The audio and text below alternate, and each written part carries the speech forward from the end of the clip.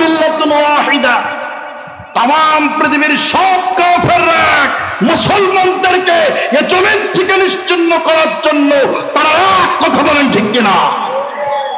আজকে আমরা আমাদের নিজেদের মধ্যে বিভেদ তৈরি করার কারণে, ভাই ভাই দ্বন্দ্ব করার কারণে আজকে তাম পৃথিবীতে 200 কোটি মুসলমান থাকার পর চেচনিয়ার মুসলমান, বসনিয়ার মুসলমান, আফগানিস্তানের মুসলমান, কাশ্মীরের মুসলমান, ফিলিস্তিনের মুসলমান নির্যাতিত হচ্ছে।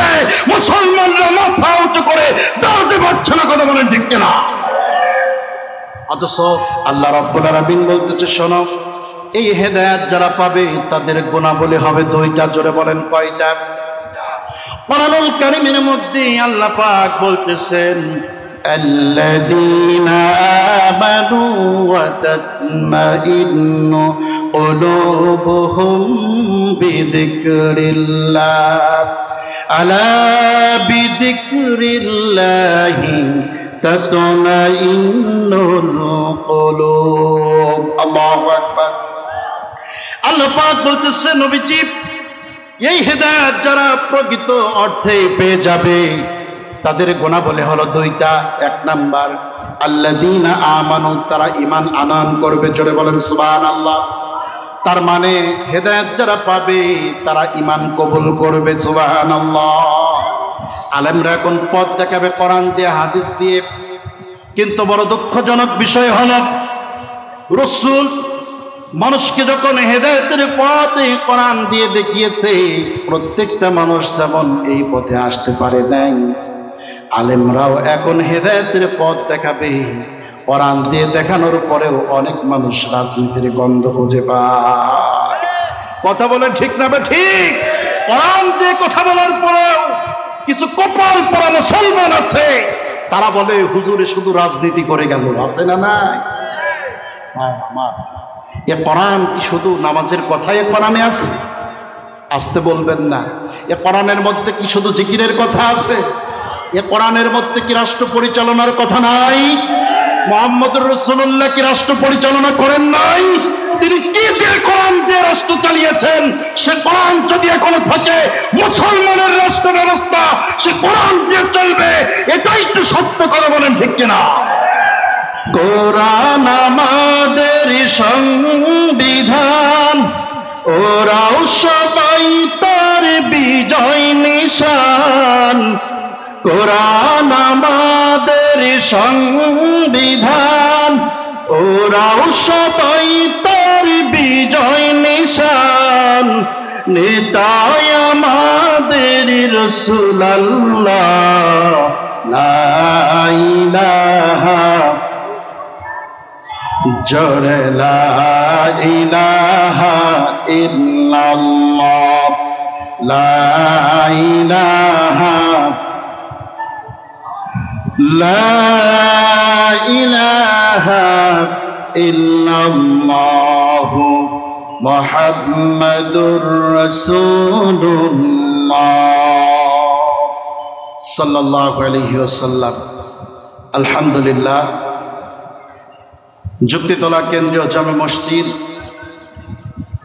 পরিচালনা কমিটি ও যুব সমাজের উদ্যোগে আয়োজিত আজকের এই 10ম তাফসীরুল কোরআন মাহফিলে সুযোগ্য সম্মানিত সভাপতি জনাব জান মোহাম্মদ, সম্মানিত সভাপতি যুক্তিতলা কেন্দ্রীয় জামে মসজিদ, আল্লাহ রাব্বুল আলামিনের দরবারে প্রার্থনা করছি, রব্বুল আলামিন তোমার গোলামের খেদমতগুলোকে তুমি ইসলামের জন্য কবুল আর মঞ্জুর করে নাও। চিল্লায় বলুন আমিন। আজকের মাহফিলের প্রধান আকর্ষণ, প্রধান বক্তা ফুরফুরার বদ্দিন শিল্পী সাহেব হুজুর হযরতুল আল্লাম শাইখুল হাদিস হযরত মাওলানা আবু বকর আব্দুল হাই মিসকাত সিদ্দিক আল কুরাইশি সাহেব, আতালাল্লাহু উমরাহু ওয়া বারাকাল্লাহু ফি হায়াতি। আমরা পড়ছি আল্লাহুম্মা আমিন। আজকের মাহফিলের বিশেষ মেহমান মঞ্চে উপবিষ্ট আছেন আমার মাথার তাজ যিনি আমার সরাসরি উস্তাদ, আমার একান্ত শ্রদ্ধাভাজন উস্তাদ হযরতুল আল্লাম হযরত মাওলানা জাকারিয়া হোসেন সাহেব, মাসদিয়া বাবুল উলুম ইসলামিয়া ফাজিল মাদ্রাসার সম্মানিত আরবি প্রভাষক এবং সম্মানিত খতিব, যুক্তিতলা কেন্দ্রীয় জামে মসজিদ। আল্লাহ রব্বুল আলামিনের দরবারে প্রার্থনা করছি, রব্বুল আলামিন তুমি আমার সম্মানিত উস্তাদের হায়াতে তাইয়্যিবা সিহাতে কুল্লিয়া দান করো। আমরা পড়ছি আল্লাহুম্মা আমিন। আজকের মাহফিলে আমার পূর্বে আপনাদের সামনে কোরআন ও হাদিস থেকে জ্ঞানগর্ভ আলোচনা পেশ করে আপনাদের কলিজা শীতল করেছেন আপনাদের এলাকার কৃতি সন্তান, আমার শ্রদ্ধেয় বড় ভাই হাফেজ মাওলানা ইলিয়াস হোসেন সাহেব। আল্লাহ পাকের দরবারে প্রার্থনা করছি, রব্বুল আলামিন তোমার গোলামের কণ্ঠটাকে তুমি ইসলামের জন্য বিশ্বময় কবুল করে নাও। আমরা পড়ছি আল্লাহুম্মা আমিন। সর্বোপরি আজকের মাহফিলের আগত স্বাগত উলামায়ে হাজরাত সহ আমার সামনে উপবিষ্ট মুরব্বিয়ানে আযম, আমার একান্ত আত্মার আত্মীয় যুবক ভাইয়েরা, স্নেহের কচি কাঁচা মাসুম বাচ্চারা, পর্দার অন্তরালে অবস্থানরতা আমার সতী সাধবী মা এবং বোনেরা, আলোচনার শুরুতেই আমি আপনাদের সবাইকে জানাচ্ছি আমার পক্ষ থেকে আন্তরিক মোবারকবাদ ও সালাম। আসসালামু আলাইকুম ওয়া রাহমাতুল্লাহ। আপনারা সবাই কেমন আছেন? যুক্তিতলাতে কি এই মানুষগুলোই বসবাস করে না আরো কিছু মানুষ আছে? এই অঞ্চল তো আমার অপরিচিত না, আমার নিজের গ্রামও পাশেই, তারপরে আবার এই অঞ্চল হলো আমার শ্বশুরের অঞ্চল। তো সুতরাং 4 বছর যাবৎ যাতায়াত করছি, আমি তো জানি যে অঞ্চলে আরো কিছু লোক আছে। পাকশি আমতলা মাঠে যদি কনসার্টের আয়োজন করা হয় আর সেখানে যদি একজন নর্তকী শিল্পী এসে সঙ্গীত পরিবেশন করে, সেখানে কি এই লোকগুলোই হয় না আরো কিছু আল্লাহর বান্দা হয়? তো ওরা মোটামুটি জান্নাত কিনেই রাখছে নাকি? ওয়াজ মাহফিলের আর কোনো দরকার নাই। আছে অনেকে এসেছেন নিয়ত করে যে আশেপাশে তো বাদাম বিক্রি তেমন হয় না, আজকে তো মাহফিল উপলক্ষে অন্তত কিছু বাদামের দোকান বসবে, তো বাদাম খাওয়া জিলাপি খাওয়া নিয়ত নেই, অনেকে এসেছে, আছে না নাই? আচ্ছা বলেন তো দেখি, এই তাফসীরুল কোরআন মাহফিলটা আজকের রাত পার হয়ে গেলে আগামী 1 বছরের মধ্যে যুক্তিতলার এই ময়দানে কি আর অনুষ্ঠিত হওয়ার সম্ভাবনা আছে? কিন্তু বাদাম জিলাপি ইচ্ছে করলে সপ্তাহের প্রতিটা দিন খাওয়া সম্ভব কিনা? আমি আপনাদের কাছে উদাত্ত আহ্বান জানাবো যে এই মহতি বরকতি এই মজলিসটা থেকে আপনারা মাহরুম হবেন না। যারা বাইরে ঘোরাফেরা করছেন, এই আড্ডাবাজির অনেক সময় পাওয়া যাবে ইনশাআল্লাহ, তবে আজকের রাত পার হয়ে গেলে এই তাফসীরুল কোরআন মাহফিল আর পাওয়া যাবে না। এজন্য আপনারা অবশ্যই সকলেই এই ময়দানে এসে উপস্থিত হয়ে যাওয়ার চেষ্টা করেন। আল্লাহ পাক সবাইকে কবুল করুন। আমরা পড়ছি আল্লাহুম্মা আমিন। সর্বোপরি শুকরিয়া আদায় করছি মহান আল্লাহ রাব্বুল আলামিনের দরবারে, যে মহান আল্লাহ রাব্বুল আলামিন আমাদেরকে পৃথিবীর হাজারো ব্যস্ততার থেকে পৃথক হয়ে কোরআন কারীম থেকে কিছু কথা শোনার জন্য এই ময়দানে এসে উপস্থিত হওয়ার মতো তৌফিক দান করেছেন। সেজন্য সেই রব্বে কারিমের দরবারে শুকরিয়া আদায় করছি। আমরা প্রাণ খুলে পড়ছি আলহামদুলিল্লাহ। দরুদ ও সালাম বর্ষিত হোক সাইয়্যিদুল মুরসালিন খাতামুন নবিয়্যিন, যে নবীর আগমনে এ ধরা ধন্য হলো, এ পৃথিবী পরিপূর্ণ হলো, পথহারা মানুষগুলো সঠিক পথের সন্ধান খুঁজে পেল, জাহান্নামী মানুষগুলো জান্নাতের পথ খুঁজে পেল। সেই রসূলের প্রতি দরুদ ও সালাম পেশ করছি। আমরা সকলেই সমস্বরে উচ্চ আওয়াজ দিয়ে পড়ছি সাল্লাল্লাহু আলাইহি ওয়াসাল্লাম। সম্মানিত হাজিরিন, আমরা সকলেই এসেছি কোরআন শোনার জন্য। জোরে বলেন, কি শোনার জন্য? আর একটু জোরে আওয়াজ দিয়ে বলেন কি শোনার জন্য? এই পৃথিবীতে কোরআনুল কারীমই একমাত্র কিতাব, যেই কিতাব শুনলে পারে মানুষের ঈমান শক্তি বৃদ্ধি পায়। জোরে বলেন সুবহানাল্লাহ। আর আমার কোরআনুল কারীমকে আল্লাহ রাব্বুল আলামিন পাঠিয়েছেন শুধু কি ঝাড়ফুঁকের জন্য, তাবিজ কবজের জন্য? লাউ গাছে লাউ ধরে না, কোরআন দিয়ে পানি পড়ায়া ছিটিয়ে দিলে লাউ বৃদ্ধি পাবে, এই জন্য কি কোরআন দিয়েছে? না, কোরআন দেওয়া হয়েছে কেন?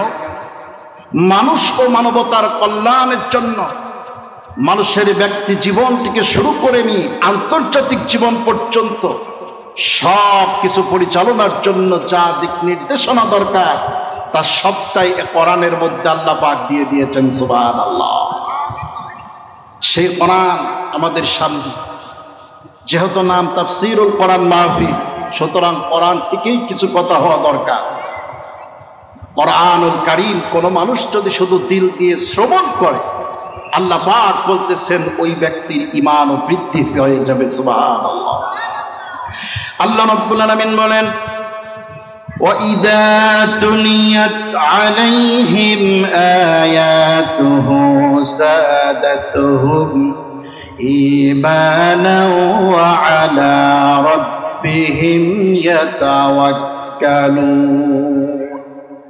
আল্লাহ পাক বলতেছে, দুনিয়ার মানুষরে এমন একটি কিতাব আমি আল্লাহ রাব্বুল আলামিন তোমাদের জন্য নাজিল করেছি, যেই কিতাবের আয়াতগুলো কোন ইমানদারের সামনে যদি শুধুমাত্র আয়াতগুলো তেলাওয়াত করা হয়, আর ইমানদাররা যদি ওই আয়াতের তেলাওয়াতগুলো কান ফেলে দিয়ে মনোযোগের সহিত শ্রবণ করতে পারে, আমি আল্লাহ পাক বলে দিলাম সাদাতুহুম ঈমানা, অবশ্যই অবশ্যই ওদের ঈমানি শক্তি বেড়ে যাবে। জোরে বলেন সুবহানাল্লাহ। তাহলে কোরআন শোনার দরকার আছে না নাই? জোরে বলেন আছে না নাই? কিন্তু কোরআন থেকে মানুষকে বিরত রাখার জন্য যুগ যুগ ধরে নানা ষড়যন্ত্র চলমান ছিল, এখনো আছে। কোরআন যেন মানুষে শুনতে না পারে, এই জন্য তদানীন্তন সময়ের কাফেররা বাধা দিয়েছিল। তারা কেমনে বাধা দিয়েছিল? তারা মিটিং করেছিল আর সবাইকে জানিয়ে দিয়েছিল যে শোনো, মুহাম্মদুর রাসূলুল্লাহ সাল্লাল্লাহু আলাইহি ওয়াসাল্লাম যখন কোরআন তেলাওয়াত শুরু করবে, মানুষকে কোরআন শোনাবে, তোমরা হট্টগোল শুরু করে দিবা, মানুষকে বাধা প্রদান করবা, মানুষের যেন ওই কোরআন শ্রবণ করতে যেতে না পারে। কারণ কোরআনের মধ্যে এমন পাওয়ার আছে, এ কোরআন শুনলে মানুষের দিল অটোমেটিক পরিবর্তন হয়ে যায়। সুবহানাল্লাহ। কোরআনুল কারীমের মধ্যে আল্লাহ রাব্বুল আলামিন সেই কথাগুলোকে তুলে ধরেছেন। আল্লাহ পাক বলেন, وَقَالَ الَّذِينَ كَفَرُوا لَا تَسْمَعُوا لِهَذَا الْقُرْآنِ وَالْغَوْا فِيهِ لَعَلَّكُمْ تَغْلِبُونَ। আল্লাহু আকবার। আল্লাহ পাক বলতেছেন, وَقَالَ الَّذِينَ كَفَرُوا, আর কাফেররা বলেছিল, লা তাসমাউ লিহাদাল কুরআন, এ কোরআন তোমরা শ্রবণ করো না, শোনো না। ভাইরা আমার, এখনো কোরআন শোনা থেকে মানুষকে বিরত রাখার জন্য বহু রকম চক্রান্ত ষড়যন্ত্র আছে না নাই?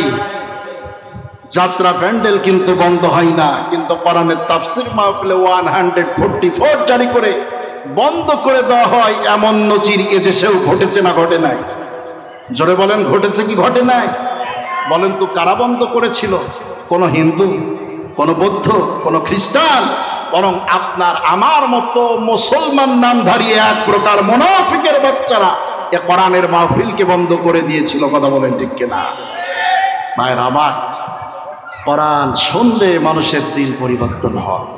পৃথিবীতে আর অন্য কোন কিতাব মানুষকে পরিবর্তন করা সম্ভব নয়।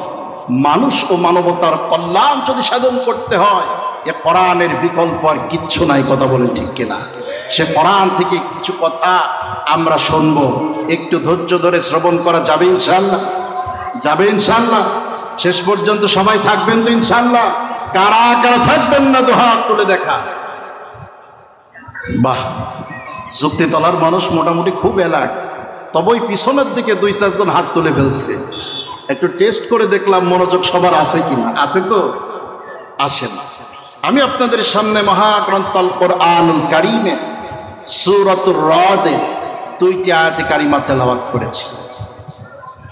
সূরাতুর রাদের মধ্যে আল্লাহ রাব্বুল আলামিন 43টি আয়াত দিয়েছেন, 6টি রুকু দিয়ে সূরাটাকে সুন্দর করে সাজিয়ে দিয়েছেন।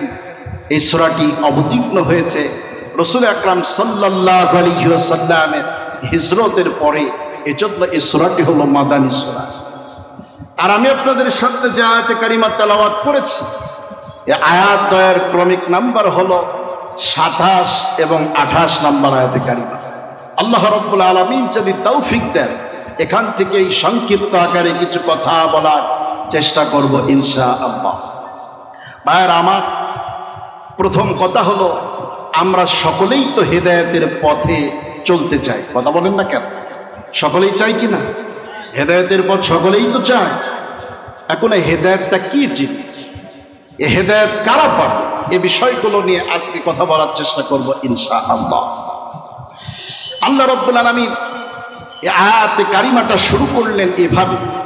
আল্লাহ পাক বলতেছেন, ওয়ায়াকুলুল লাযীনা কাফারু লাউলা উনজিলা আলাইহি আয়াতুম মির রাব্বিহি। আর কাফেররা রাসূল আকরাম সাল্লাল্লাহু আলাইহি ওয়াসাল্লামের কাছে এসে যখন বলল, লাউলা উনজিলা আলাইহি আয়াতুম মির রাব্বিহি, তার রব অর্থাৎ মুহাম্মদ সাল্লাল্লাহু আলাইহি ওয়াসাল্লামের রব তার উপরে কোনো নিদর্শন কেন নাজিল করে? একটু প্রেক্ষাপট না বললে বিষয়টা বুঝে আসবে না। কাফেররা বিশ্বনবী সাল্লাল্লাহু আলাইহি ওয়াসাল্লামের কাছে এসে মাঝে মাঝেই তার নবুয়তের কিছু নিদর্শন দেখতে চেত। আবু জাহাল যেমন এসে বলল, মুহাম্মদ, তুমি যদি সত্যিই আল্লাহর রাসূল হয়ে থাকো, তাহলে তোমাকে একটি কথা বলি, যদি তুমি এইটা দেখাতে পারো তাহলে আমি ঈমান আনয়ন করব। বিশ্বনবী বললেন, চাচা কি নিদর্শন দেখাতে হবে? আবু জাহেল দেখে বলল, ভাতিজা মুহাম্মদ, আসমানের যেই চন্দ্রটা দেখা যায়, এটাকে তুমি যদি দ্বিখণ্ডিত করে দিতে পারো তাহলে আমি তোমার প্রতি ঈমান আনয়ন করব। বিশ্বনবী সাল্লাল্লাহু আলাইহি ওয়াসাল্লাম আঙ্গুলি দিয়া, শাহাদাত আঙ্গুলি দিয়ে ইশারা করলেন। চন্দ্র মুহূর্তের মধ্যে তার চোখের সামনে 2 দিকে সরে গেল, দ্বিখণ্ডিত হলো। আবু জাহেল কি ঈমান এনেছিল? একটু জোরে বলেন, এনেছিল? এইভাবে তারা রাসূলুল্লাহর কাছে বিভিন্ন নিদর্শনের প্রমাণ চেয়েছে। এক পর্যায়ে তারা আসলো, তদানীন্তন সময়ের সুপ্রিম পাওয়ার যে লিডারগুলো ছিল তারা আসলো, এসে বলল, মুহাম্মদ সাল্লাল্লাহু আলাইহি ওয়াসাল্লাম, তুমি যদি সত্যি আল্লাহর রাসূল হয়ে থাকো তাহলে তোমার কাছে একটি বিষয় সম্পর্কে বলবো। তুমি তোমার রব, তোমার আল্লাহকে বলো, আরবের ভূখণ্ড থেকে এই যে বিশাল পাহাড়টা দেখা যায়, এই পাহাড়গুলোকে দূরে সরিয়ে দাও, এখানে শস্য দিয়ে ভরপুর করে দাও, নদী নালা খালবিল দিয়ে এই মরুভূমির চত্বরটাকে তুমি পরিপূর্ণ যদি করে দিতে পারো তাহলে পারে আমরা ঈমান। রাসূল আকরাম সাল্লাল্লাহু আলাইহি ওয়াসাল্লাম তিনি তো ছিলেন উম্মাত দরদি। বিশ্বনবী সাল্লাল্লাহু আলাইহি ওয়াসাল্লাম বললেন যে, শোনো, আমি যদি আমার রবকে বলে এইটা তোমাদেরকে করে দেখাতে পারি তাহলে তোমরা ঈমান আনবা তো? তারা বলল, হ্যাঁ, ঈমান আনবো।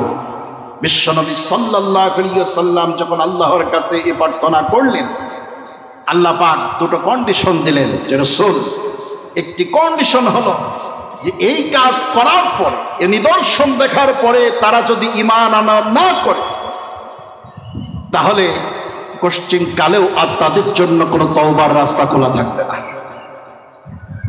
আর যদি এই নিদর্শনকে দেখানো না হয় তাহলে কিয়ামত পর্যন্ত এদের জন্য তওবার রাস্তা খোলা থাকবে। এরা চাইলে তওবা করে ফিরে আসতে পারবে। আপনি কোনটা চান? কথা কি বুঝছেন? একটা হলো নিদর্শন দেখাবো, কিন্তু এরপর যদি ঈমান না আনে তাদের জন্য তওবার রাস্তা খোলা থাকবে না।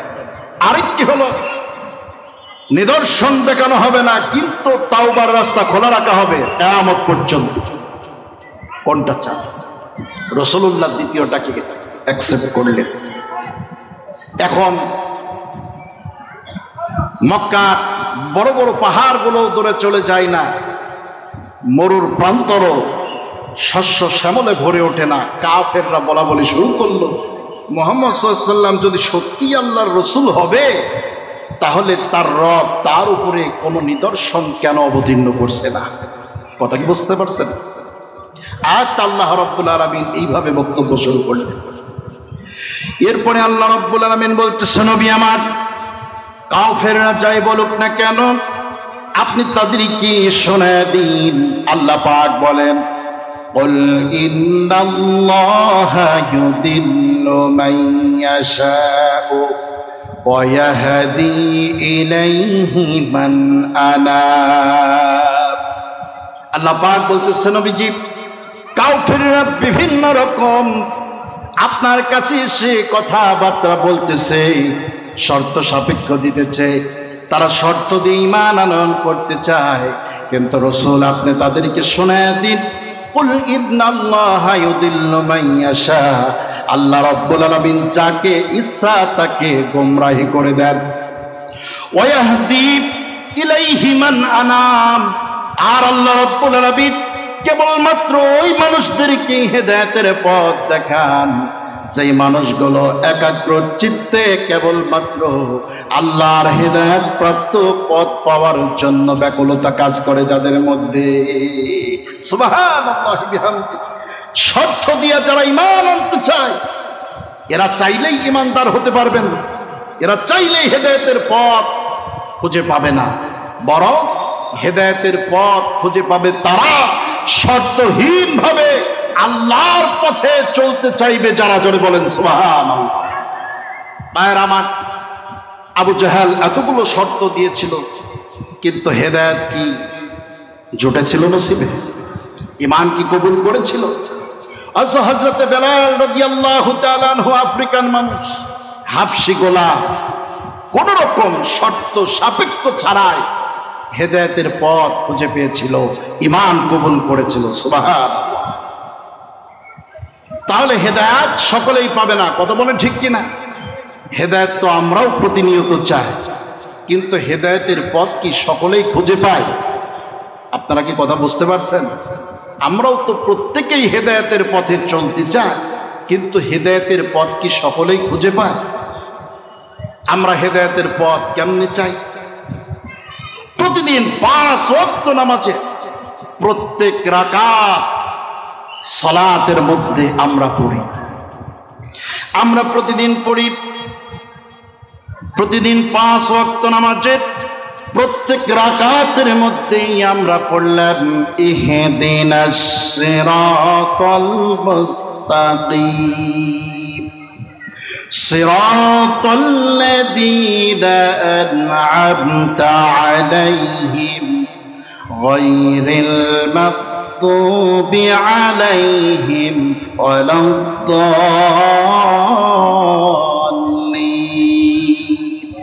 আমিন।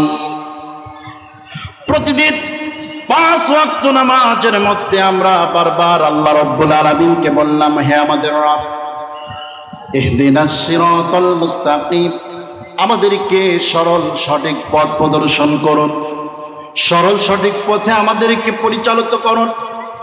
5 ওয়াক্ত নামাজের মধ্যে কথা আল্লাহ রাব্বুল আলামিনের কাছে বললাম, হেদায়েতের পথের সন্ধান ছিলাম। কিন্তু এমন অনেক মুসল্লি আছে যারা নামাজ শেষ করে বের হওয়ার পর ওই টুপি মাথায় দিয়ে মানুষের কাছে সুদের টাকা কালেকশনে দেয়, আছে না নাই?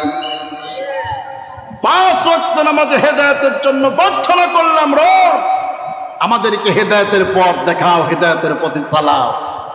বলার পরে ওই টুপি মাথায় দিয়ে মসজিদ থেকে বের হয়ে সুদের টাকা কালেকশন করে, আছে না নাই? চুক্তিতলাই বোধহয় নাই। শ্বশুরের এলাকা বদনাম করে তো লাভ নাই, তবে বিভিন্ন জায়গায় এই ধরনের মানুষ আছে, আছে। অনেক বড় হাজী সাহেব, অথচ ব্যাংকে টাকা জমা রেখে সেখান থেকে ইন্টারেস্ট খায়, আছে না নাই? আছে। তার মানে শুধুমাত্র নামাজ পড়লেই হেদায়েতের পথ খুঁজেই পাওয়া যায় না। এটা কি বুঝতে পারছেন? এখন বুঝতে হবে হেদায়েতটা কি জিনিস। হেদায়েতটা হলো ইন্ডিকেশন অফ পাথ, পথের দিশা, পথের ইঙ্গিত দেওয়া। তাফসীরে বাইসাবির মধ্যে আল্লামা বাইসাবি রহমাতুল্লাহি আলাইহি হেদায়েত শব্দের দুটি অর্থ করেছেন। কয়টি অর্থ? মনোযোগ আছে আপনাদের? কয়টি অর্থ? এক নাম্বার হলো ইরাদাতুত তরিক, দুই নাম্বার হলো ইসাল ইলাল মাতলুব। এক নাম্বারটা হলো ইরাদাতুত তরিক, অর্থাৎ পথ দেখিয়ে দেওয়া, আর দ্বিতীয়টা হলো ইসাল ইলাল মাতলুব, গন্তব্যে পৌঁছিয়ে দেওয়া। সুবহানাল্লাহ। এখন বলেন তো, পথ দেখানো আর গন্তব্যে পৌঁছানো দুইটা জিনিস কি এক? দুটো জিনিস কি এক? আপনার কাছে একজন এসে বলল যে চাচা মিয়া, যুক্তিতলা গ্রামে কেমনে যাব? আপনি ঈশ্বরদী থেকে তাকে ডিরেকশন দিলেন যে এখান থেকে রেল লাইন পার হয়ে সেখান থেকে বাম পাশের পথ ধরে চলে যাবা তালতলা মোড়, সেই মোড় থেকে আবার বাম দিকে চলে যাবা গিয়ে কাদেরের মোড়, সেখান থেকে আবার ডান দিক দিয়ে যদি প্রবেশ করো তাহলে ভিতরে গিয়া যেই গ্রাম পাবে ওইটা হলো যুক্তিতলা। এই তো নাকি? আপনি ডিরেকশন দিলেন, ওই লোকের এ পর্যন্ত আসতে কিন্তু কাম সারা। আর আপনাকে জিজ্ঞাসা করলো চাচা মিয়া যুক্তিতলা কেমনে যাব? আপনি বললেন বাবা আমি ওই দিকেই যাব, ওঠো দেখি আমার গাড়ির পিছনে। কোথায়, কোন বাড়িতে যাবা? নিয়ে এসে আপনি নামায় দিলেন। বলেন তো বিষয় দুইটা কি এক না ভিন্ন? একটু বুঝে থাকলে জোরে বলেন, এক না ভিন্ন? হেদায়েত হলো দুই প্রকার। একটা হলো ইরাদাতুত তরিক, পথ দেখিয়ে দেওয়া। এই পৃথিবীতে আল্লাহ রাব্বুল আলামিন 1 লক্ষর উপরে পয়গম্বর আলাইহিস সালাতু ওয়াস সালামদেরকে প্রেরণ করেছিলেন। তাদের প্রত্যেকের কাজ ছিল ইরাদাতুত তরিক, পথ দেখিয়ে দেওয়া। আর এই পথে কে চলবে, কে গন্তব্যে পৌঁছাবে, এইটা সুনির্দিষ্ট করার দায়িত্ব একজন। আর চিল্লায় বলুন তিনি কে? আর জোরে চিল্লায় বলুন কে? আল্লাহ রাব্বুল আলামিন। ভাইরা আমার, পথের দিশা অনেকেই পেয়েছে কিন্তু গন্তব্যে পৌঁছাইতে পারে নাই। আমি আপনাদের কাছে 3টি উদাহরণ তুলে ধরব, এখান থেকে মোটামুটি ক্লিয়ার হয়ে যাবে ইনশাআল্লাহ। প্রথম নাম্বার উদাহরণ, আবু জাহেল, উতবা, সাইবা, ওয়ালিদ বিন মুগীরা রাসূল আকরাম সাল্লাল্লাহু আলাইহি ওয়াসাল্লামের উপরে নির্যাতনের ইস্তেমরোলার চালিয়েছিল। কেন বলেন তো? শুধুমাত্র আল্লাহর জমিনে আল্লাহর দ্বীন প্রতিষ্ঠা, এই আন্দোলন করার কারণে, মানুষের কাছে তাওহীদের দাওয়াত পৌঁছে দেওয়ার কারণে তারা নির্যাতন করেছিল। কথা কি বুঝতে পারছেন? আল্লাহ রাব্বুল আলামিন রাসূলকে ডেকে বললেন, নবীজি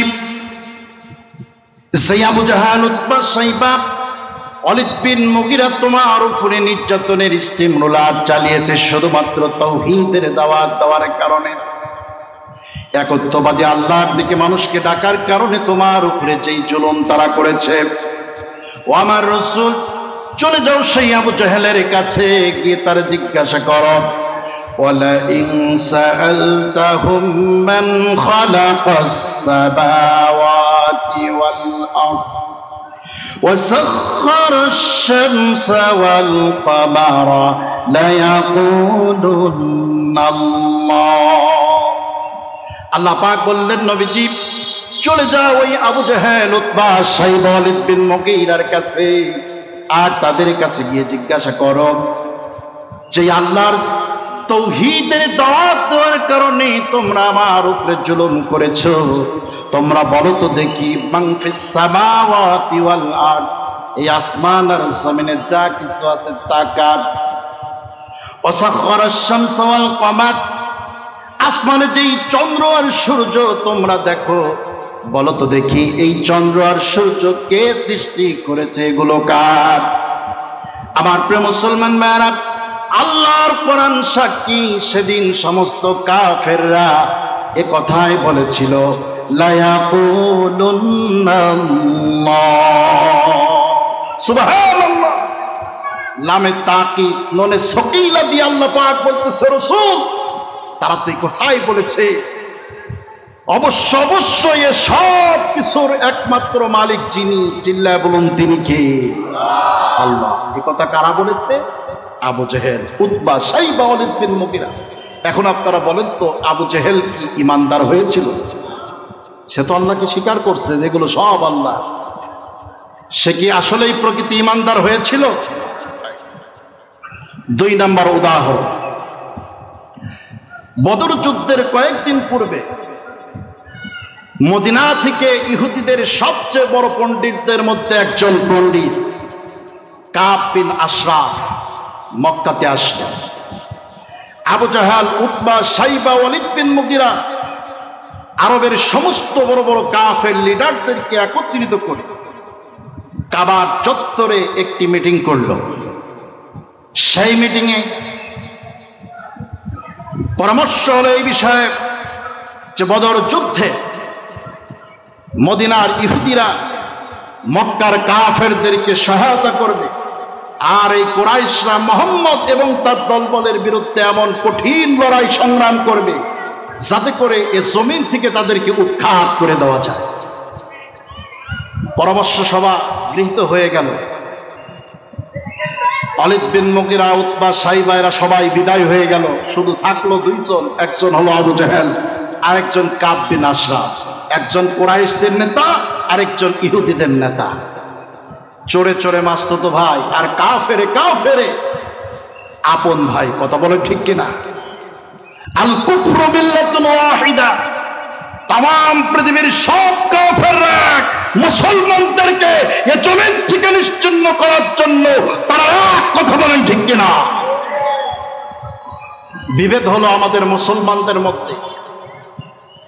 দেখেন না, এক ফিলিস্তিনকে শেষ করে দেওয়ার জন্য ইসরায়েল বোমা নিক্ষেপ করে, জাতিসংঘে হাজার প্রস্তাবনা তোলার পরে কোনো কাম হয় না, ভেটো দেয় আমেরিকা।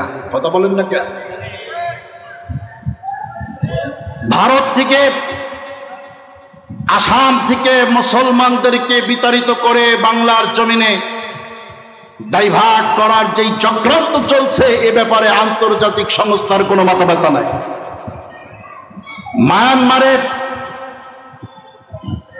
মানুষের, মুসলমানদের রক্ত স্রোতে নাগ নদীর পানি রক্তিম বর্ণ ধারণ করেছে, কোন কাফেরদের এ বিষয় নিয়ে মাথা ব্যথা নাই। কথা বলেন ঠিক কিনা?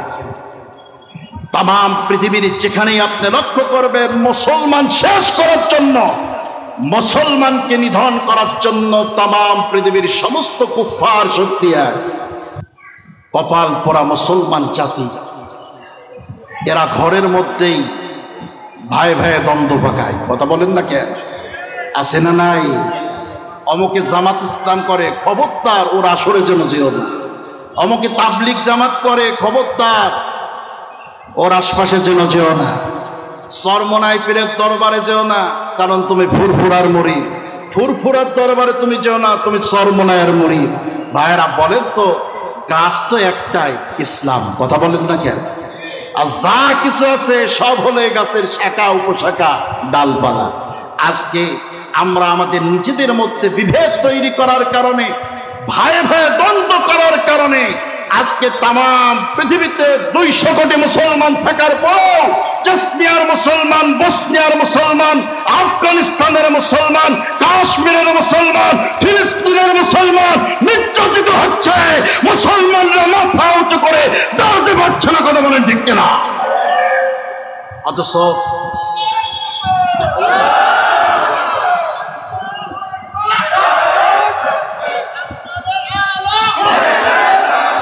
আমার প্রিয় মুসলমান ভাইয়ারা, অথচ এই মুসলমানদের তো ওই সুদিন ছিল যেদিন মুসলমানরা খুতবা দিত রাঙা তলোয়ারের উপরে ভর করে। কথা বলেন না কেন? অর্ধ পৃথিবী শাসন করেছে মুসলমানেরা। কোন কাফের পরাশক্তি মাথা উঁচু করে মুসলমানদের দিকে তাকাতে পারে নাই। আজ যদি মুসলমানরা সেই হারানো ঐতিহ্যকে ফিরিয়ে আনতে পারে, আল্লাহর কসম করে বলতেছি, এই জমিনে পৃথিবীতে ইসলামের ঝান্ডা আবারও পথ পথ করে উড়বে ইনশাআল্লাহ। যে কথা বলতেছিলাম, তাহলে সমস্ত কাফেররা কি এক, ঐক্যবদ্ধ। আবু জাহেল আর কাব বিন আশরাফ, একজন ইহুদি নেতা আর একজন কুরাইশ নেতা, দুইজনে একত্রে এবার আছে। দুইজনে হাতে হাত রেখে সামনের দিকে পথ চলছে। আবু জাহেল কাব বিন আশরাফকে ডেকে বলতেছে, কাব বিন আশরাফ, তুমি তো ইহুদিদের মধ্যে অনেক বড় একজন পণ্ডিত, তাওরাতের জ্ঞান তোমার আছে, ইনজিলের জ্ঞান তোমার আছে, তুমি তোমার সেই তাওরাত কিতাবের জ্ঞান থেকে বিবেচনা করে সঠিকটা আমাকে বলো তো দেখি। এখন তো তুমি আর আমি ছাড়া আর কেউ নাই, আমাকে তুমি শুধু এইটুকু বলো তো দেখি যে মুহাম্মদ সাল্লাল্লাহু আলাইহি ওয়াসাল্লামের সম্পর্কে তোমার মন্তব্য কি? কথা বুঝছেন? কে জিজ্ঞাসা করছে বলেন তো? এই হইল অবস্থা। মনোযোগ যদি এত তাড়াতাড়ি বাড়িতে চলে যায় তাহলে তো ওয়াজ বাড়ি পর্যন্ত যাবে না। কে জিজ্ঞাসা করছে? আবু জাহেল বলতেছে কাব বিন আশরাফকে, তুমি বলো দেখি মুহাম্মদ সম্পর্কে তোমার ধারণা কি? হাদিস সাক্ষী কাব বিন আশরাফ ডেকে বলল, আবু জাহেল শোনো, ক্বালা ওয়াল্লাহি রাব্বি মূসা ইন্নাহু লারাসূলুল্লাহ। আবু জাহেল রে, আমি কাব বিন আশরাফ বলতেছি, শুনে রেখে দাও, মুসার রব আল্লাহর নামে কসম করে বলতেছি, আমি যতদূর জানি অবশ্যই মুহাম্মদ আল্লাহর রাসূল। কাব বিন আশরাফ ডেকে বলল, আবু জাহেল, এবার তুমি বলো তো দেখি, তোমার চোখের সামনে তো মুহাম্মাদের জন্ম থেকে শুরু করে নিয়ে শৈশব কৈশোর সব কেটেছে তোমার চোখের সামনে। ও আবু জাহেল, তুমি বলো তো দেখি মুহাম্মদ সম্পর্কে তোমার ধারণা কি? হাদিস শরীফ সাক্ষী আবু জাহেল ডেকে বলল, ফাকালা ওয়াল্লাহি রাব্বিল কাবা ইন্নাহু লারাসূলুল্লাহ। কাবার রব আল্লাহর নামে কসম করে আমি আবু জাহেল বলতেছি, অবশ্যই মুহাম্মদ আল্লাহর রাসূল। সুবহানাল্লাহ। ভাইরা আমার, এবার বলেন তো আবু জাহেল, কাব বিন আশরাফ এরা মুহাম্মদুর রাসূলুল্লাহকে চিনতে পেরেছিল কিনা? এত আসতে বলছেন, জোরে বলেন, চিনতে পেরেছিল কিনা?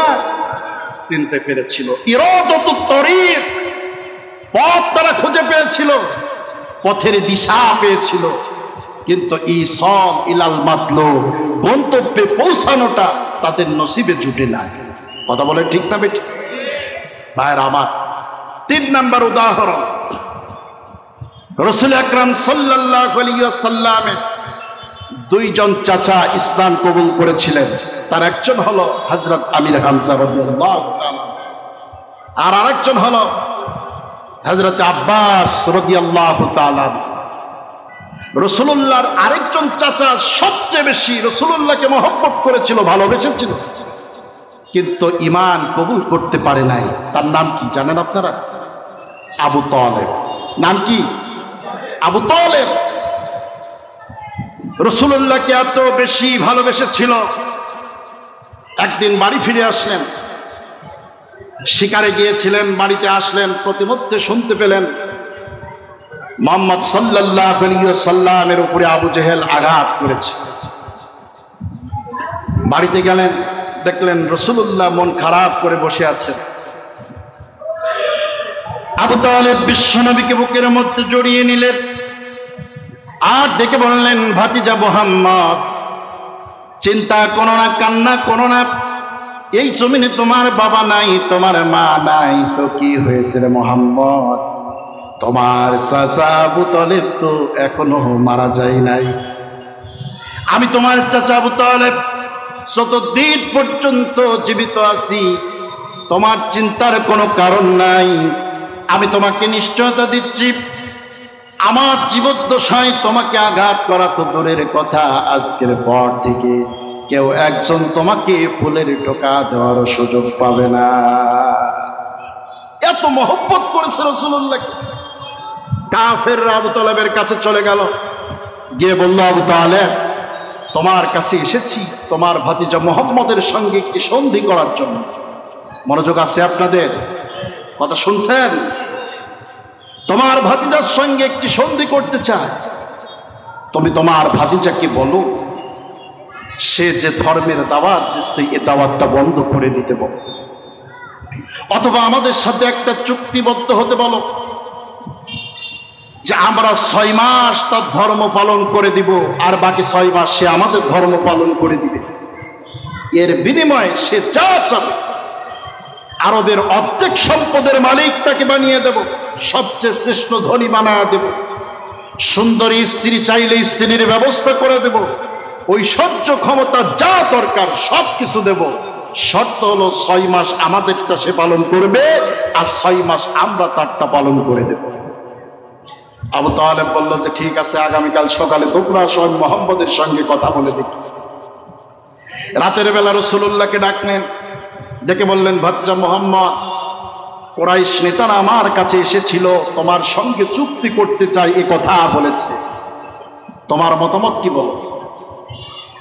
আল্লাহর রাসূল ডেকে বললেন, চাচা আমার, কাফেররা যা কিছু দিতে চেয়েছে এগুলো তো তাদের পক্ষে দেওয়া সম্ভব, কিন্তু ওগো চাচা, যেটা তাদের পক্ষে দেওয়া সম্ভব নয় সেটাও যদি তারা আমাকে দিতে চায়, আসমানের চাঁদ আর সূর্য, এই দুইটো জিনিসকে আমার দুটো হাতেও যদি তারা উঠায়া দেয়, আর আমাকে যদি এই দাওয়াত থেকে দূরে থাকতে বলে, আমি শোনায়া দিলাম, তুমি তাদেরকে শোনায়া দিও, আমার চোখের একটা পাপড়ি যতক্ষণ পর্যন্ত ওঠানামা করবে ততক্ষণ পর্যন্ত এই দাওয়াত থেকে 1 পরিমাণ পিছপা হব না।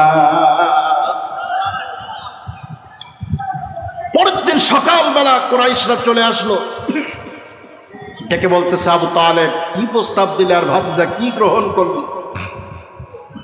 আবু তালেব ডেকে বলল যে শোনো, আমি এতদিন পর্যন্ত মুহাম্মদ সম্পর্কে ধারণা রাখতাম, কিন্তু আজকে তার আনিত দিন সম্পর্কে আমার পূর্ণ বিশ্বাস তৈরি হয়ে গেছে। সুবহানাল্লাহ, আমি বুঝতে পেরেছি ওটাই একমাত্র সঠিক দিন। এই আরবের ভূখণ্ডে এমন কোন মানুষ নাই যেই মানুষের ক্ষমতার লোভ লালসা নাই, সুন্দরী নারীর প্রতি লোভ লালসা নাই, অর্থ সম্পদের প্রতি লোভ লালসা নাই। অথচ মুহাম্মদ আমাকে যেই জবাব দিয়েছে, বলেছে, চাচা ওরা যা কিছু দিয়েছে, দিতে চেয়েছে, এইটা তাদের পক্ষে দেওয়া সম্ভব, কিন্তু তুমি তাদেরকে শোনায় দাও, যা দেওয়া তাদের পক্ষে অসম্ভব সেটাও যদি তারা আমার হাতে উঠায় দেয়, আমি তবুও এই দাওয়াত থেকে 1 পরিমাণ পিছপা হব না। সুবহানাল্লাহ। ভাইরা আমার, এই আবু তালেব যখন ইন্তেকাল করছেন, রাসূল আকরাম সাল্লাল্লাহু আলাইহি ওয়াসাল্লাম কাছে গেলেন, গিয়ে দেখছেন 2 লিডার 2 পাশে বসে আছে। মাথার কাছে একজন বসে আছে আবু জাহেল, আর পায়ের কাছে বসে আছে ওয়ালিদ বিন মুগীরা।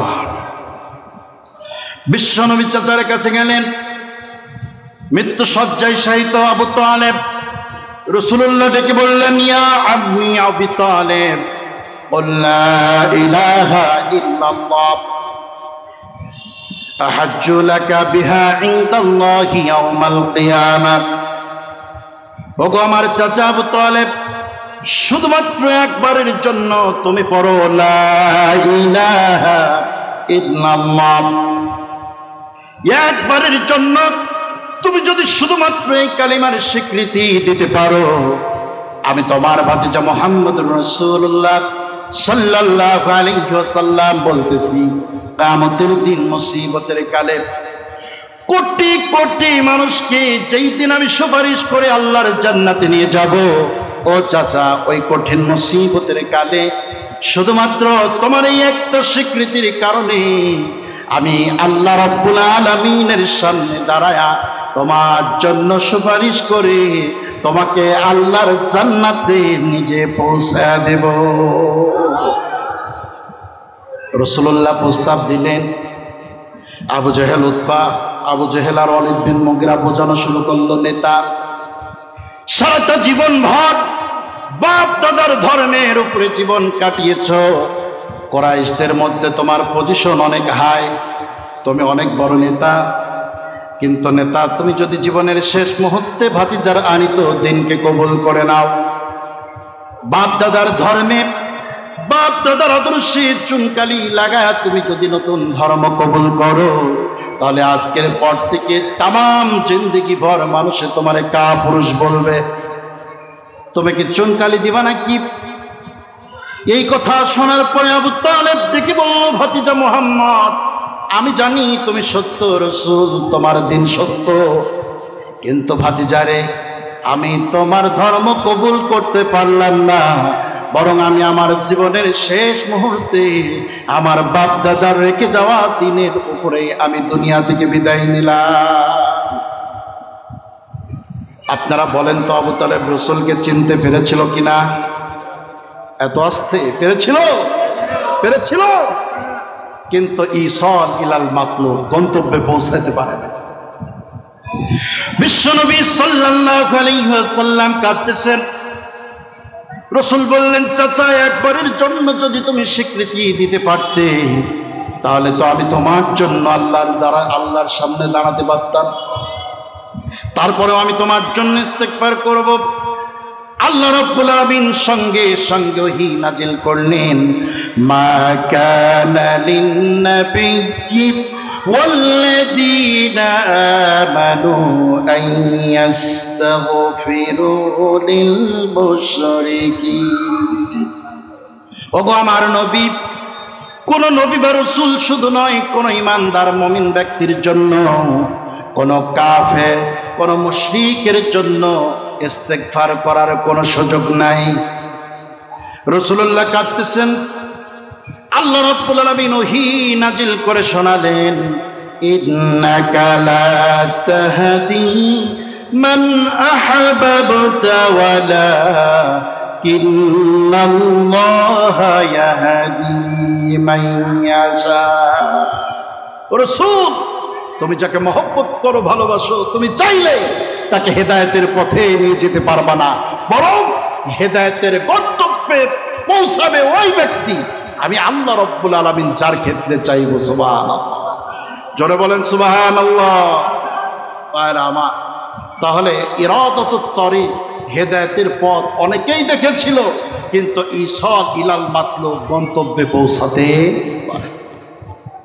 নবী রাসূলগণ এখন নাই, নবী রাসূলদের কাজ এখন কারা করবে বলেন তো দেখি? কারা করবে? ইন্নামাল উলামা ওয়ারাসাতুল আম্বিয়া। রাসূল বলতেছেন, আলেমদেরকে আমি আমার ওয়ারিস বানায় গেলাম। কিসের ওয়ারিস? রাসূলুল্লাহর সম্পদের ওয়ারিস, জমিদাতির ওয়ারিস। বিশ্বনবী বললেন, শোনো, যখন কোন নবী বা রাসূল থাকবে না, আমি আমার ওফাতের পরে আলেমদেরকে আমার ওয়ারিস বানায় গেলাম, আলেমদেরকে আমার ইলমের ওয়ারিস বানায় গেলাম। কিয়ামত পর্যন্ত নবীওয়ালা কাজ এখন করবে আলেমরা। কথা বলেন ঠিক কিনা? রাসূল হেদায়েতের পথ মানুষকে দেখিয়েছে, এখন আলেমরাও মানুষকে হেদায়েতের পথ দেখাবে। কি দিয়া? মহাভারত, গীতা, বাইবেল, এগুলো দিয়ে? বিশ্বনবী বললেন, শোনো,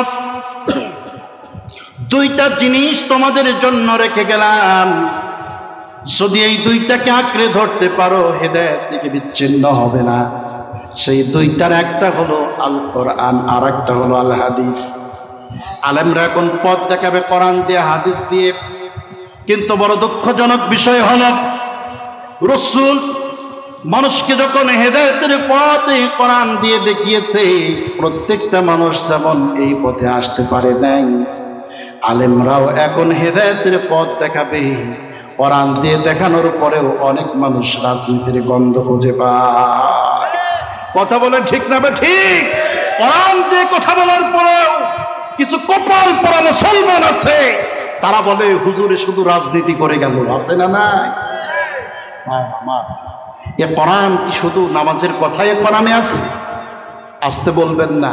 এ কোরআনের মধ্যে কি শুধু জিকিরের কথা আছে? এ কোরআনের মধ্যে কি রাষ্ট্র পরিচালনার কথা নাই? মুহাম্মদুর রাসূলুল্লাহ কি রাষ্ট্র পরিচালনা করেন নাই? তিনি কি দিয়ে কোরআন দিয়ে রাষ্ট্র চালিয়েছেন?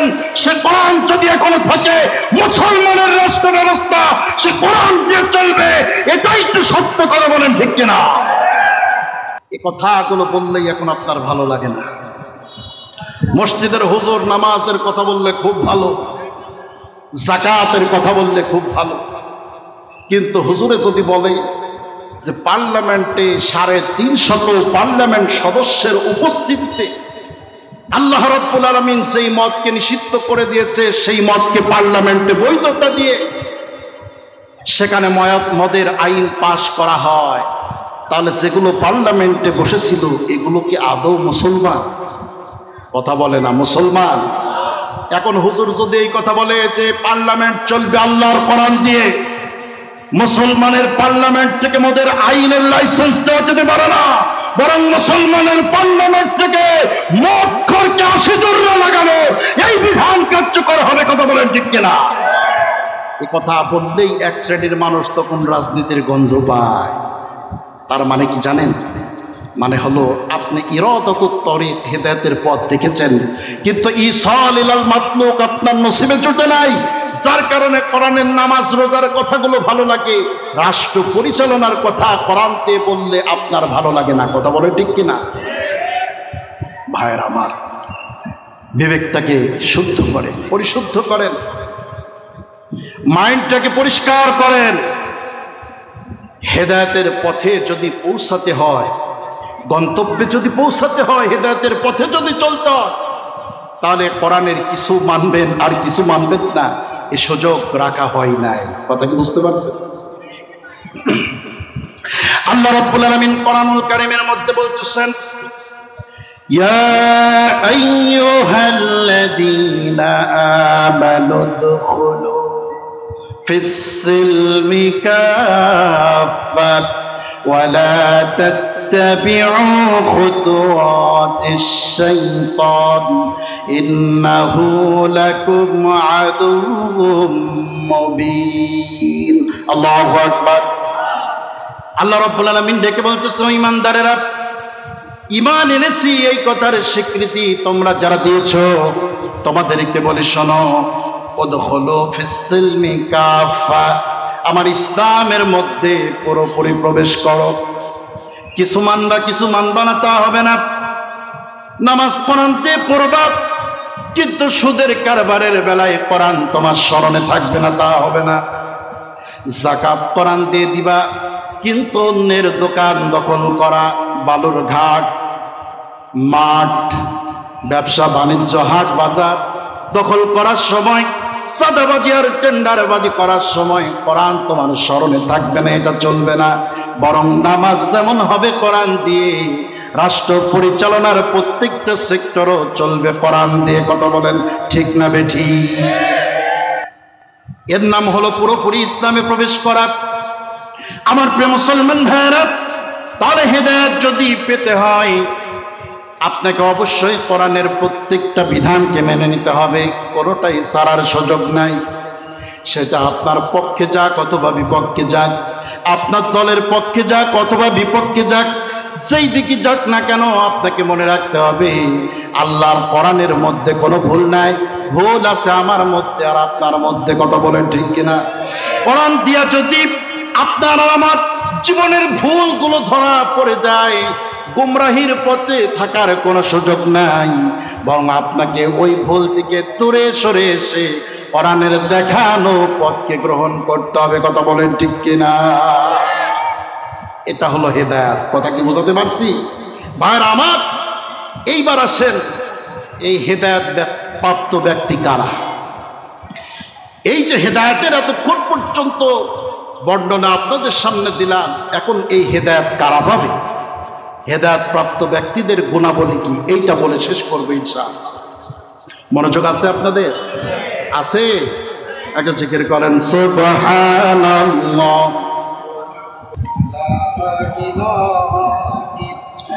তোর নিয়ামতের শুকরিয়া কেমনে আদায় করি, তার নেয়ামতের শুকরিয়া কেমনে আদায় করি, তাই বারে বারে ওই কদমে লুটিয়ে পড়ি, তাই বারে বারে ওই কদমে লুটিয়ে পড়ি।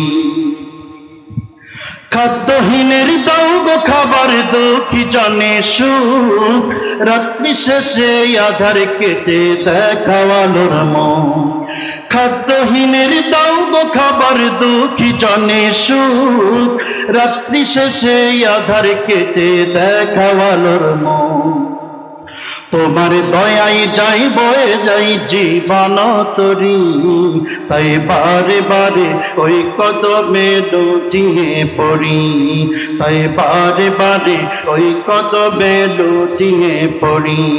তার নেয়ামতের শুকরিয়া কেমনে আদায় করি, তার নেয়ামতের শুকরিয়া কেমনে আদায় করি, তাই বারে বারে ওই কদমে লুটিয়ে পড়ি, তাই বারে বারে ওই কদমে লুটিয়ে পড়ি। চিল্লা বলেন মারহাবা। ভাইরা আমার, যে কথা বলতেছিলাম যে হেদায়েতপ্রাপ্ত ব্যক্তি কারা হবে, এ বিষয় সম্পর্কে কিছু কথা জানার দরকার আছে না নাই? পরের আয়াতে কারিমার মধ্যে আল্লাহ রাব্বুল আলামিন হেদায়েতপ্রাপ্ত ব্যক্তি কারা হবে তাদের ডিরেকশন দিয়েছেন। আল্লাহ রাব্বুল আলামিন বলতেছে, শোনো, এই হেদায়েত যারা পাবে তাদের গুণাবলী হবে দুইটা। জোরে বলেন কয়টা?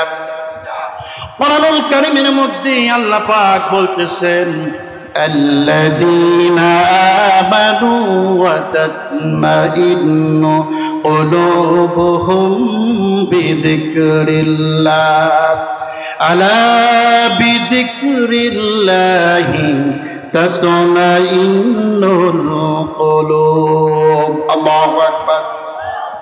আল্লাহ পাক বলতেছেন, নবীজি, এই হেদায়েত যারা প্রকৃত অর্থে পেয়ে যাবে তাদের গুণাবলী হলো দুইটা। এক নাম্বার, আল্লাযীনা আমানু, তারা ঈমান আনয়ন করবে। জোরে বলেন সুবহানাল্লাহ। তার মানে হেদায়েত যারা পাবে তারা ঈমান কবুল করবে। সুবহানাল্লাহ। এখন বলেন তো আপনারা ঈমানদার কিনা? কেউ কথা বলে না, সব কি বেঈমান বসে নাকি? ঈমান এনেছেন কিনা? তাহলে চিল্লা বলেন, আমরা আল্লাহর প্রতি বিশ্বাস স্থাপন করেছি।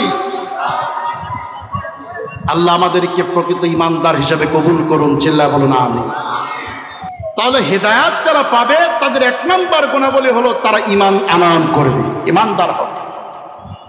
এখন কথা হলো, আমি আল্লাহকে বিশ্বাস করি, এ কথা বললেই কি কেউ ঈমানদার হয়ে যাবে?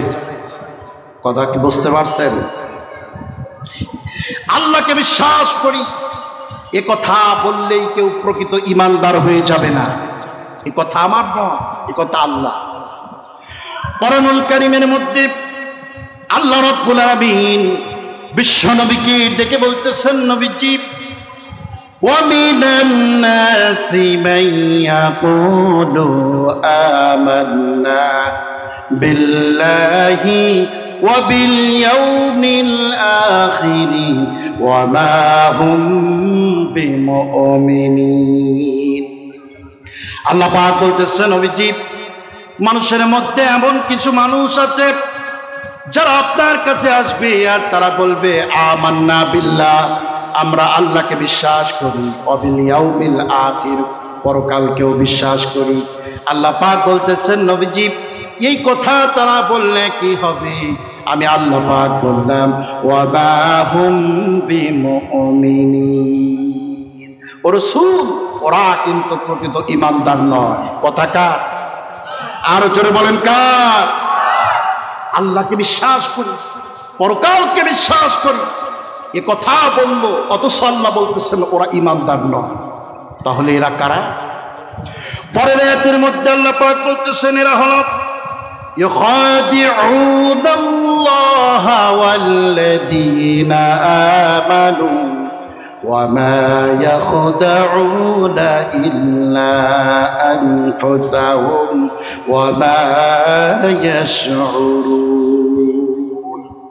আল্লাহ পাক বলতেছেন, নবীজি, ওরা এই কথাগুলো বলার কারণ হলো ইখাদিউনাল্লাহা ওয়াল্লাযীনা আমানু, ওরা মূলত আল্লাহকে আর প্রকৃত ঈমানদারদেরকে ধোঁকা দিতে চায়। ওরা দেখবেন মানুষের সামনে যখন আসবে পাঞ্জাবি আর টুপি পরে আসে না নাই, সারা জীবন বড় বড় 5 স্টার হোটেলে বড় বড় মদের বোতল নিয়ে পড়ে থাকে, নামাজ নাই, রোজা নাই, কোরআনের পক্ষে যারা কথা বলেছে তাদেরকে ফাঁসির কাস্টে ঝুলিয়েছে, আছে না নাই। অথচ নির্বাচনের সময় আসলে দেখবেন তারাই বড় বড় পাঞ্জাবি টুপি পরে মানুষের দরবারে যায়, মাথায় পট্টি, হাতে তসবিহ, আছে না নাই। আমার প্রিয় মুসলমান ভাইরা, এদেরকে দেখে প্রকৃত ঈমানদার ভাবার কোনো কারণ নাই। ওদের এই লেবাসটা শুধুমাত্র নির্বাচনী লেবাস, নির্বাচন শেষ হতে দেরি হবে, পোশাক পরিবর্তন হতে দেরি হবে না। কথা কি বোঝেন? বুঝতে পারছেন? আমার প্রিয় মুসলমান ভাইরা খুব ভালো করে বোঝেন, ঈমান কারে বলে। আমি ঈমান এনেছি এই কথা যদি বলতে হয় তাহলে 3টি বিষয় আপনাকে মানতে হবে। 1 নাম্বার তাসদীক বিল জিনান, অন্তরে বিশ্বাস করা লাগবে। ইকরার বিল লিসান, জবানে স্বীকৃতি দেওয়া লাগবে। আমাল বিল আরকান, আপনার বাস্তব কাজকর্মের মাধ্যম দিয়ে আপনি একজন ঈমানদার এটা প্রমাণ করা লাগবে। বেধর্মী মুসলমানকে পিটায়, আপনিও মুসলমানকে হত্যা করেন, তাহলে পার্থক্য কোথায়? কথা বলেন।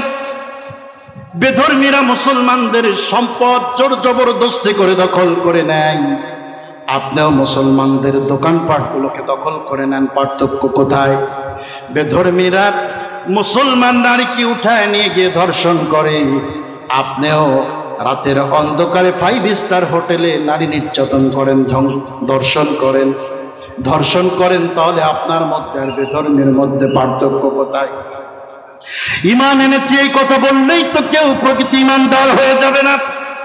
প্রকৃত ঈমানদার তো ওই ব্যক্তি, যেই ব্যক্তি একবার যখন জবানে স্বীকৃতি দিয়েছে লা ইলাহা ইল্লাল্লাহু মুহাম্মাদুর রাসূলুল্লাহ সাল্লাল্লাহু আলাইহি ওয়াসাল্লাম, এই কালিমার স্বীকৃতি যে একবার জীবনে দিয়েছে, কালিমার স্বীকৃতি দেওয়ার পর থেকে শুরু করে নিয়ে তার মৃত্যু পর্যন্ত ইসলাম বহির্ভূত কোনো কাজ তার দ্বারা সংগঠিত হয় নাই।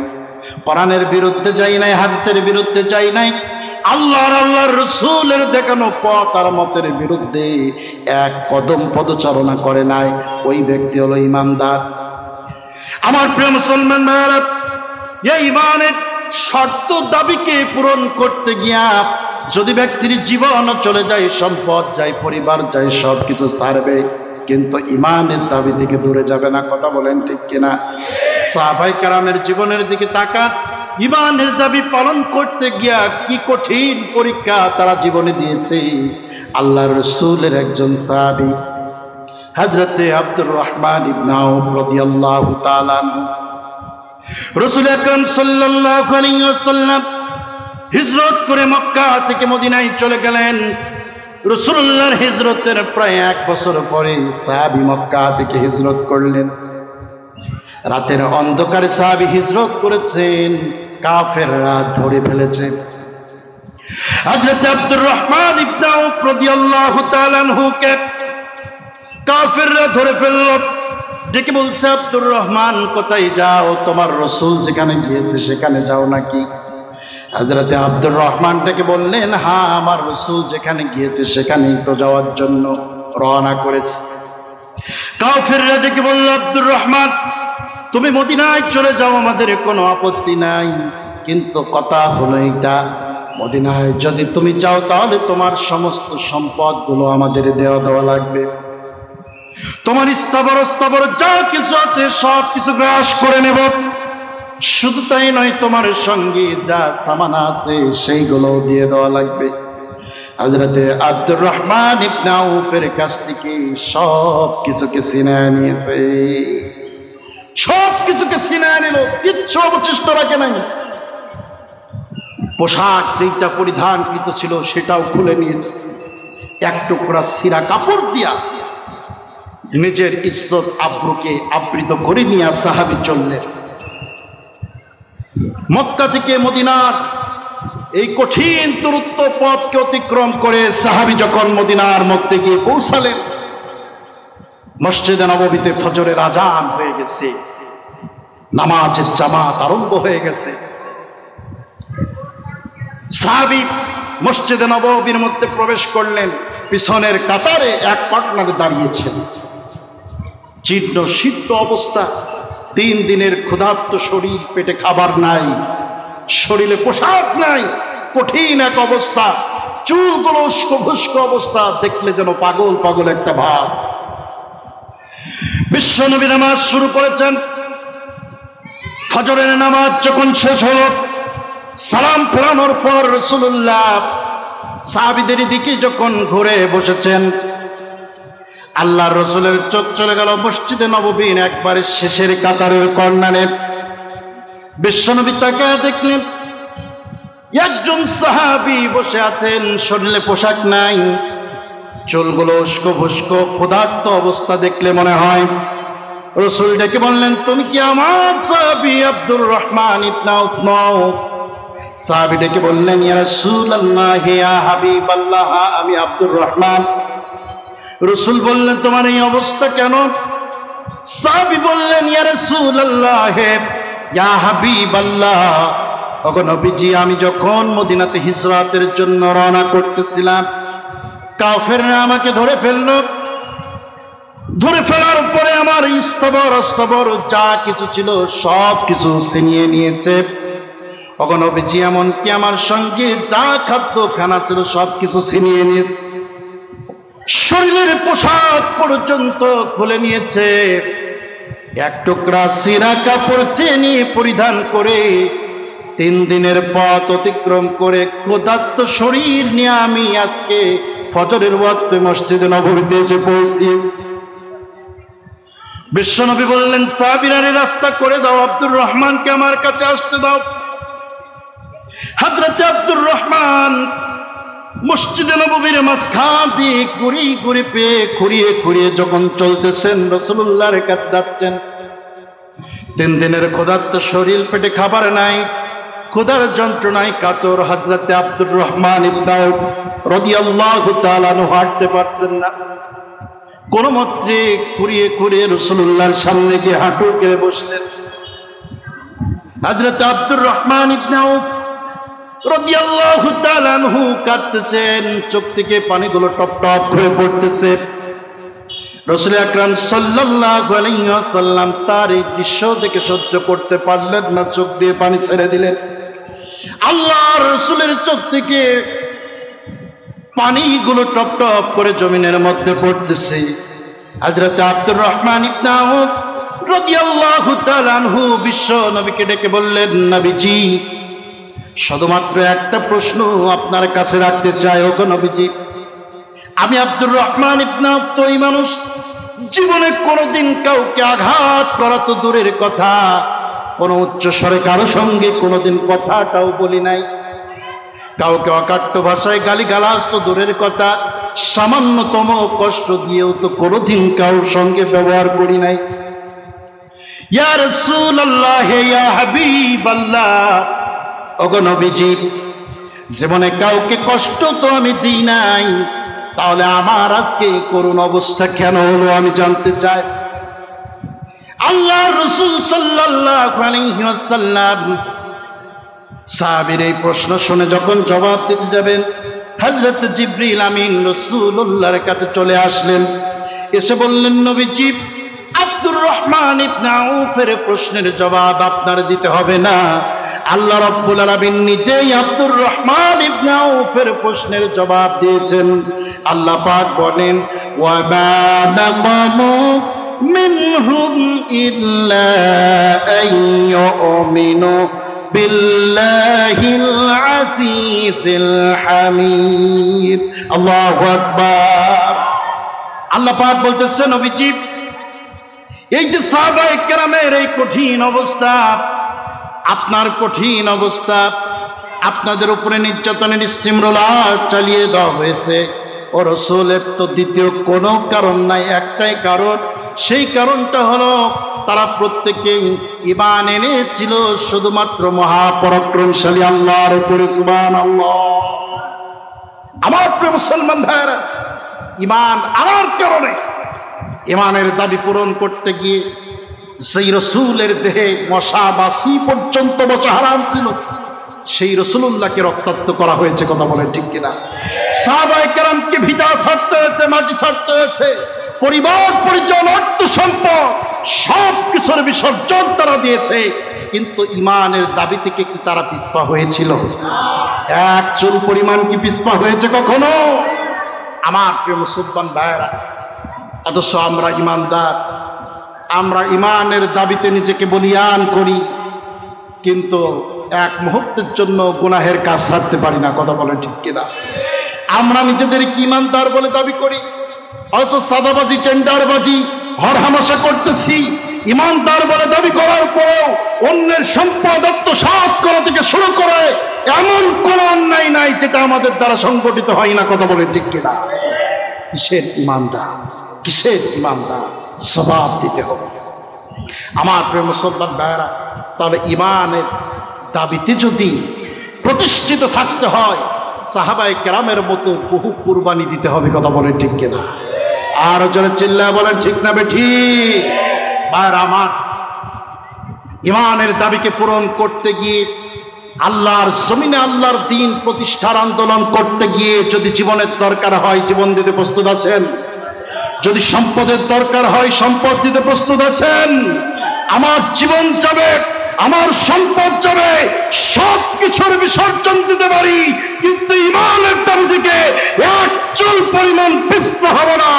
এই দাবিতে কারা কারা প্রস্তুত আছেন? দুটি হাত তুলে আল্লাহকে দেখান।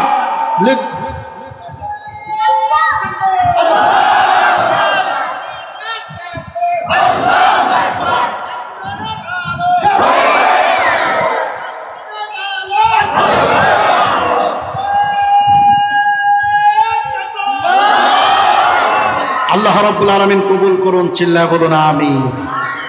বার আমার, সাহাবায়ে কেরাম তো জীবন দিয়ে কুরবানি দিয়েছেন, ঈমানের দাবিকে পূরণ করতে গিয়ে নিজেদের জীবন বিলিয়ে দিয়েছেন।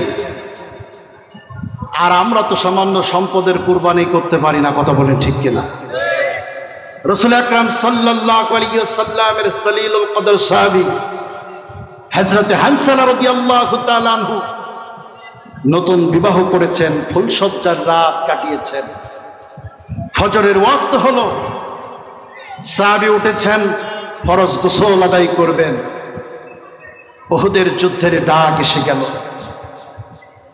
সাহাবী ডেকে বললেন, বিবিরে আমার, রাঙা তলোয়ারটা আমার, আমি জিহাদের ময়দানের দিকে রওনা করতে চাই। স্ত্রী ডেকে বলল, প্রাণের স্বামী আমার, আপনি জিহাদের ময়দানে যাবেন, আমি তো আপনাকে বাধা দিতে পারি না, আপনি অবশ্যই যান, কিন্তু আপনাকে অনুরোধ করি, আল্লাহর হস্তে আপনার উপরে যেই গোসলটা ফরজ আছে, ফরজ গোসলটা আদায় করে তারপরে আপনি জিহাদের ময়দানের দিকে যান। সাহাবী ডেকে বলল, বিবিরে, ফরজ গোসল করতে গিয়ে আমার যদি দেরি হয়ে যায়, রাসূলুল্লাহ তো জিহাদের ময়দানে চলে যাবেন, আল্লাহর রাসূল যদি আজকের জিহাদের ময়দানে শহীদ হয়ে যায়, আর কিয়ামতের ময়দানে মুসিবতের কালে আল্লাহ রাব্বুল আলামিন যদি আমারে প্রশ্ন করে, ওরে হানসালা, দুনিয়াতে তুমি ফরজ গোসল আদায় করতে গিয়া দেরি করেছো, কিন্তু রাসূলুল্লাহ তো শহীদ হয়ে গেছে, কি জবাব সেদিন আমি আল্লাহর দরবারে দাঁড়ায় দেব আমার জানা নাই।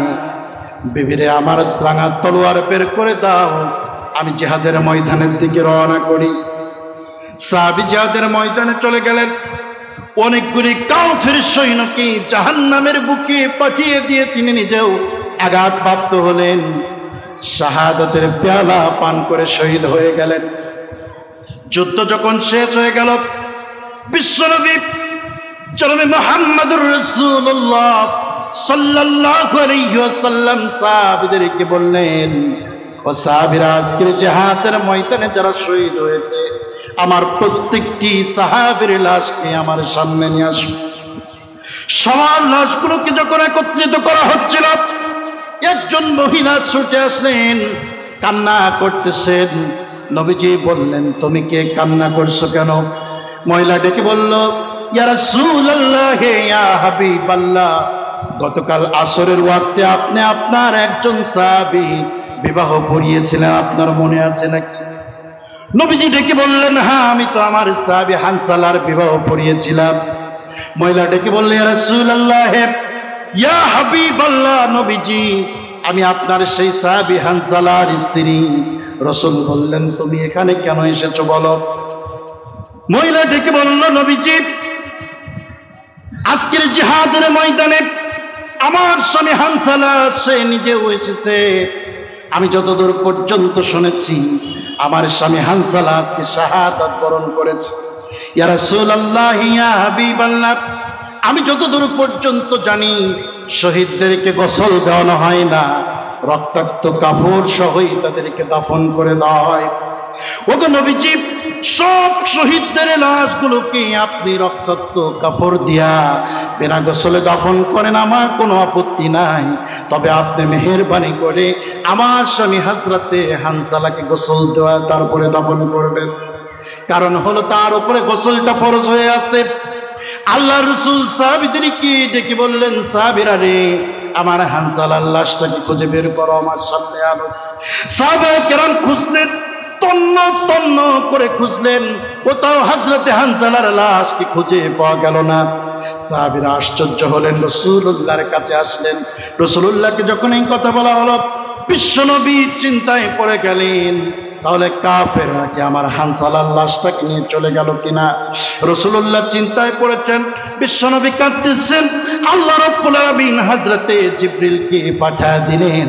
হযরতে জিবরিল আমিন চলে আসলেন, রাসূলকে সালাম করলেন, আর ডেকে বললেন, ইয়া রাসূলুল্লাহ, ইয়া হাবিবাল্লাহ, ওগো নবীজি, আজকের জিহাদের ময়দানে যতগুলো সাহাবী শাহাদাত বরণ করেছে, আল্লাহ রাব্বুল আলামিন প্রত্যেকের শাহাদাতে খুশি হয়েছেন। তবে স্পেশালি আপনার চাচা আমির হামজা আর আপনার সাহাবী হযরতে হানজালার শাহাদাতে আল্লাহ রাব্বুল আলামিন এত বেশি পরিমাণ খুশি হয়েছেন, আল্লাহ পাক আমাকে আপনার কাছে পাঠিয়েছেন। হযরতে হানজালার গোসল দুনিয়ার কোন সাধারণ পানি দিয়ে হোক, আল্লাহ রাব্বুল আলামিন এইটা চান নাই। যার কারণে হযরতে হানজালার লাশটাকে প্রথম আসমানে উঠায় নিয়া আল্লাহ রাব্বুল আলামিন জান্নাতের ফেরেশতা দ্বারা জান্নাতের হাউজে কাউসারের পানি দ্বারা গোসলের ব্যবস্থা করে দিয়েছে। হযরতে হানজালার লাশটাকে যখন জমিনে পাঠানো হলো, সাহাবায়ে কেরাম বলতেছেন, আমরা দৌড় আরম্ভ করেছি, প্রতিযোগিতা শুরু করেছি। আমরা দৌড়ে গিয়ে দেখতে চেয়েছি হযরতে হানজালার চেহারা থেকে তখনও পর্যন্ত কাউসারের পানি পড়ছে কিনা। সাহাবায়ে কেরাম বলে, দুনিয়ার মানুষ শোনো, দৌড় আরম্ভ করেছি, প্রতিযোগিতায় লিপ্ত হয়েছি। দৌড়ায় যখন হযরতে হানজালার কাছে গেলাম, আমরা যাওয়ার পরে দেখলাম আল্লাহর দ্বীনের জন্য জীবন উৎসর্গ করলে তার কি ফজিলত, তার কি নিয়ামত পাওয়া যায়, এটা সচক্ষে দেখেছি। কাছে গিয়ে দেখলাম হযরতে হানজালার চুল আর দাড়ি মোবারক থেকে তখনও পর্যন্ত হাউজে কাউসারের পানিগুলো টপ টপ করে ঝরতেছে।